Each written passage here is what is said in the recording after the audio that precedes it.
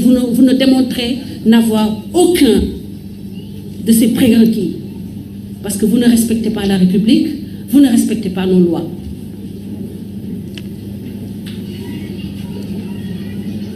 Vous défiez la police sénégalaise, vous défiez les juges sénégalais.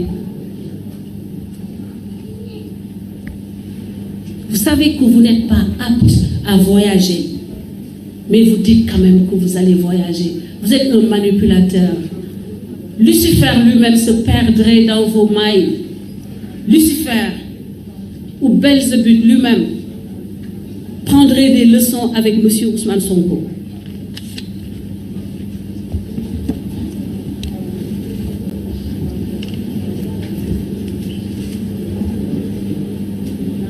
Alors, pour finir, si aujourd'hui notre État, notre République faillit sur le dossier Ousmane Sonko, Adji Sarr, n'importe quel homme politique sénégalais, désormais, en tant qu'opposant, pourra aller faire n'importe quel crime et ensuite se retourner pour dire que c'est un complot, donc il est forcément intouchable.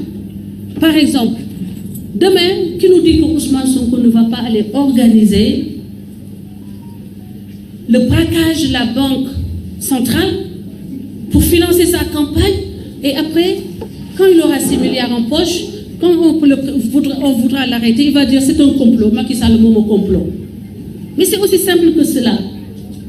Ça veut dire que si nous ratons ces rendez-vous avec l'histoire, avec la souveraineté de notre pays, nous ne pourrons plus attraire devant les tribunaux un homme politique, quelle que soit son envergure, réelle ou présumée, comme il est le cas avec M. Ousmane Sonko. Parce que si vraiment il était aussi fort, si vraiment il était aussi populaire, pourquoi en 2019 il ne s'est placé que 3e malgré l'absence de M. Khalifa Sall et M. Karim Wade? Et la jeunesse du Sénégal constitue 70% au moins de la population. Il dit que la jeunesse du Sénégal est avec lui. Et pourquoi il n'est pas passé au premier tour?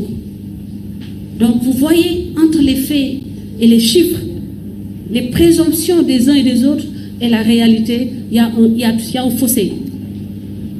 S'il est aussi aimé, pourquoi il a reculé en Casamance lors de ces élections actuelles qui viennent d'être terminées?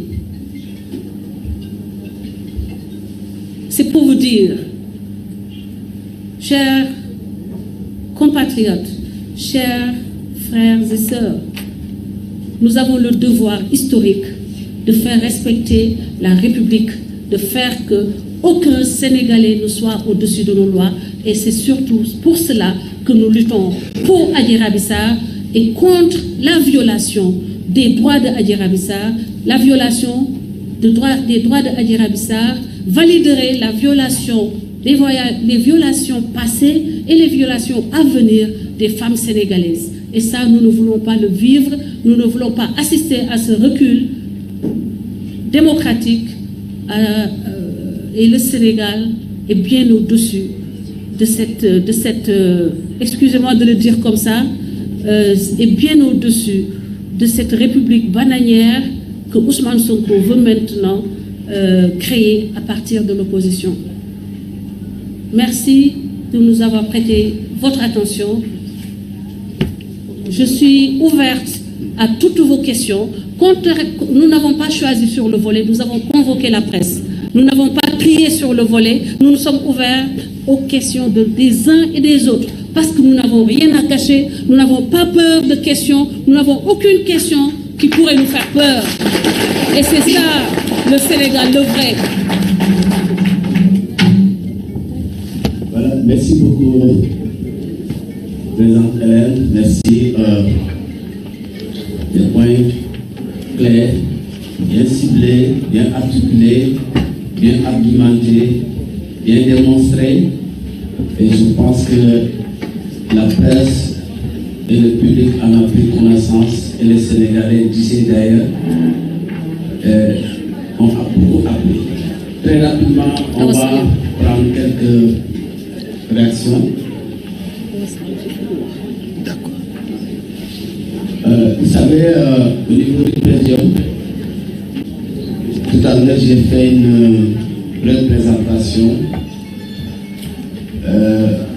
Il y a des responsables de CODAS, mais surtout des responsables de la nouvelle ONG qui a été mise en place, DW ici, donc c'est en anglais, Defense of Women and Children's Rights. Donc c'est un organisme qui se veut pour la défense des femmes et de la protection des droits des enfants. Elle a fait une incursion sur ce volet. CODAS n'est qu'un mouvement citoyen. Mais pour donner corps à la vision et l'engagement nécessaire, il faut une organisation à but non lucratif. Je suis le président du bureau Afrique et le bureau Sénégal est assuré par mon ami, mon cher grand frère, c'est vous. Et dans ce même bureau Sénégal, cette jeune fille étudiante et de formation en droit aussi, elle fait des cours en droit. Elle est la présidente de la commission genre et droits humains. Donc ce n'est pas un hasard qu'elle est là. Elle est très motivée, très engagée à Oussaligaï. On aura l'occasion aussi de réagir. Et ce que nous voulons à présent, c'est de prendre quelques questions de la presse, parce que le but essentiel, c'est de communier avec la presse. Comme la presse, c'est le marqueur de transmission de l'information d'ici d'ailleurs. Donc sans plus tarder, nous allons prendre, s'il y a des questions, on peut se faire signaler. Vraiment un nom et organe.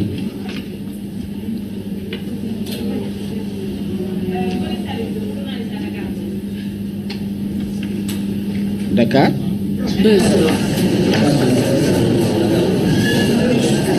Ok, qui d'autre?